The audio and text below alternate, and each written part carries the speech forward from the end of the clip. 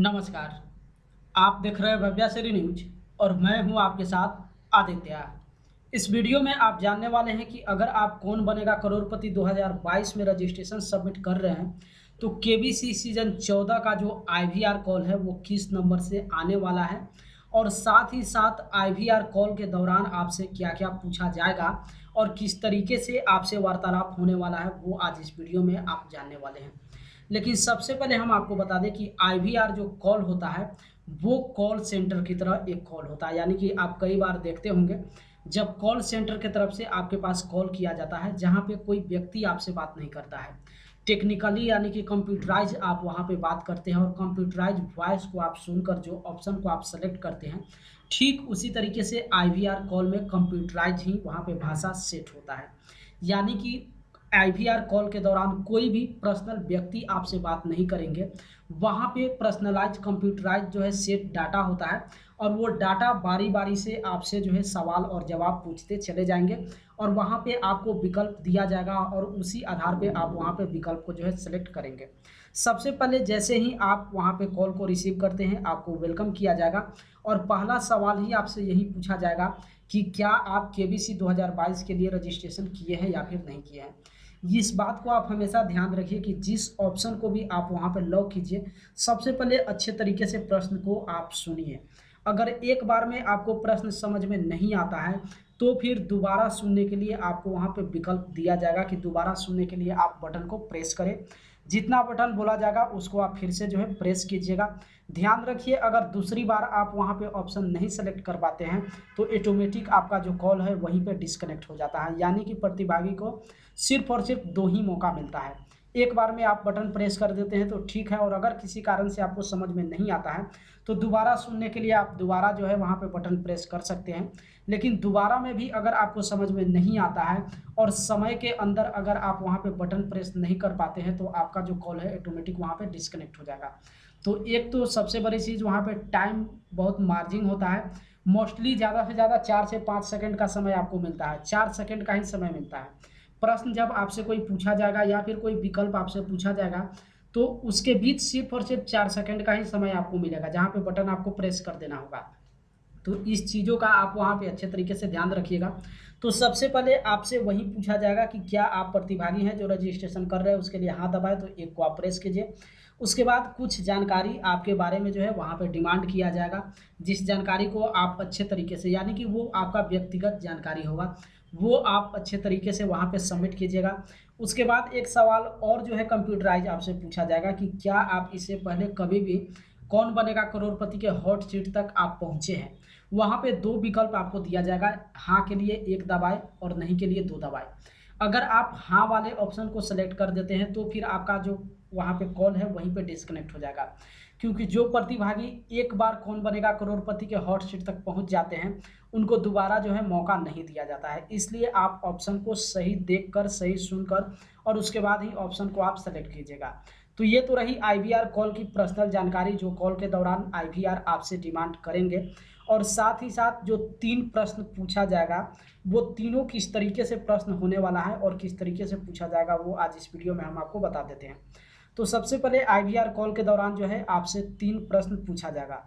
3 प्रश्न में 2 प्रश्न ऐसा होगा जो 4 विकल्प वाला होगा, यानी कि प्रश्न पूछने के बाद 4 ऑप्शन वहाँ पे दिया जाएगा और चारों ऑप्शन में जो उसका सही जवाब होगा उस ऑप्शन को आपको लॉक करना होगा। तो 2 जो प्रश्न होगा वो 4 ऑप्शन के साथ होगा और जो तीसरा प्रश्न होगा वो नियर टू आंसर होता है, यानी कि ऐसा प्रश्न आपसे पूछा जाएगा जिसमें सटीक आपको आंसर नहीं देना है, यानी कि लगभग एक आंकड़ा के आधार पे जो है आपको वहाँ पे जवाब देना होगा। अब नियर टू आंसर कैसे हो सकता है, जैसे आप रूल और रेगुलेशन में पढ़े भी होंगे कि उसमें प्रश्न आपसे पूछ सकता है कि मुंबई से आगरा के बीच की दूरी कितनी है। तो आपको सटीक मुंबई टू आगरा के बीच का जो डिस्टेंस है वो आप ट्रेन से जाएंगे तो कुछ और हो जाएगा, बस से जाएंगे तो कुछ और हो जाएगा और बाई प्लेन जाएंगे तो कुछ और हो जाएगा। तो इस तरीके से तीनों का जो डिस्टेंस है वो अलग अलग होता है, तो उसी के बीच एक लगभग आपको जो है वहाँ पे प्रेस करना होगा। तो इस तरीके से तीसरा जो क्वेश्चन होता है वो नियर टू आंसर होता है। तो इस तरीके से आपसे 3 प्रश्न पूछा जाएगा और तीनों का जवाब जो है आपको सावधानी तरीके से वहाँ पे सबमिट करना है। तो बस IVR कॉल के दौरान जो है ज़्यादा आपको टेंशन लेने की ज़रूरत नहीं है, सिर्फ और सिर्फ 3 ही प्रश्न आपसे पूछा जाएगा। इसी 3 प्रश्नों का जवाब जो है आपको लॉक करना है। बस सावधानीपूर्वक समय के अंदर जो है आप उस जवाब को लॉक कीजिए। और दूसरे वीडियो में हम आपको बताएंगे कि IVR कॉल में जो 3 प्रश्न पूछा जा रहा है, उस तीनों प्रश्न में प्रतिभागी को कितना सही जवाब देना होगा। कितना जवाब का, कितना सवाल का अगर आप जवाब वहाँ पे सबमिट कर देते हैं तो आपका सिलेक्शन वहाँ पे हो पाएगा, या फिर कितना का आप जवाब दिए हुए हैं जिससे आपका सिलेक्शन नहीं होगा, ये दूसरे वीडियो में हम आपको बताएंगे। लेकिन इस वीडियो में खास हम आपको यही बताने वाले थे कि काफ़ी सारे ऐसे प्रतिभागी हैं जो IVR कॉल के विषय में नहीं जानते हैं कि आखिर IVR कॉल किस तरीके से आने वाला है। साथ ही साथ एक और जानकारी हम आपको बता दें कि काफ़ी सारे ऐसे यूजर्स होते हैं जो अपने डिवाइस में, यानी कि अपने मोबाइल में जो है ट्रू ID कॉलर को जो है इंस्टॉल करके रखते हैं।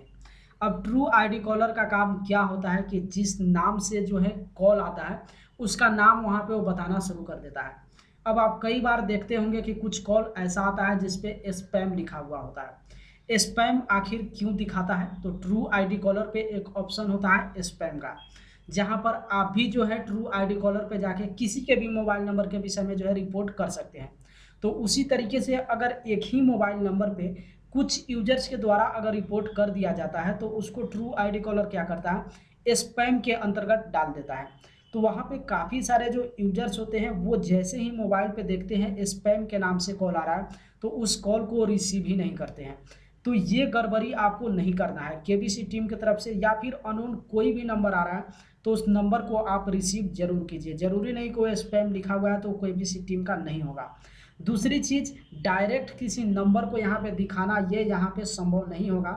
ऐसा हम आपको इसलिए भी बता रहे हैं क्योंकि KBC का सिर्फ एक ही नंबर नहीं है जिस नंबर से आपके पास IVR कॉल आने वाला है। KBC जो है वहाँ पे टीम निर्धारित करती है, यानी कि KBC के ग्रुप में लगभग 10 जो है टीम वहाँ पे निर्धारित होता है। 10 टीम को गठित किया जाता है और दिन भर में उस टीम को यही काम होता है कि जो भी प्रतिभागी चयनित किए गए हैं उनके मोबाइल नंबर पे जो है IVR कॉल के जरिए कॉल करना।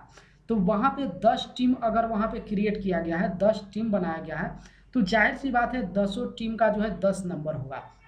तो किसी पार्टिकुलर नंबर से आपके पास कॉल नहीं आने वाला है। साथ ही साथ इस चीज़ को अपने माइंड में ज़रूर ध्यान दीजिए। काफ़ी सारे ऐसे यूजर्स प्रति साल इस गलती को करते हैं जहां पे ट्रू ID कॉलर पे जाकर वो जैसे ही स्पैम देखते हैं उस दौरान वो उस कॉल को रिसीव नहीं करते हैं। तो ये गलती आपको बिल्कुल भी नहीं करना है।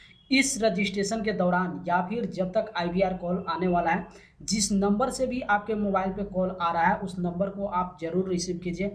चाहे वो नंबर आपको मोबाइल नंबर के रूप में दिखे या फिर किसी लैंडलाइन के रूप में दिखे, जिस तरीके का भी अननोन नंबर आपको दिखता है उस नंबर को आप ज़रूर रिसीव कीजिए।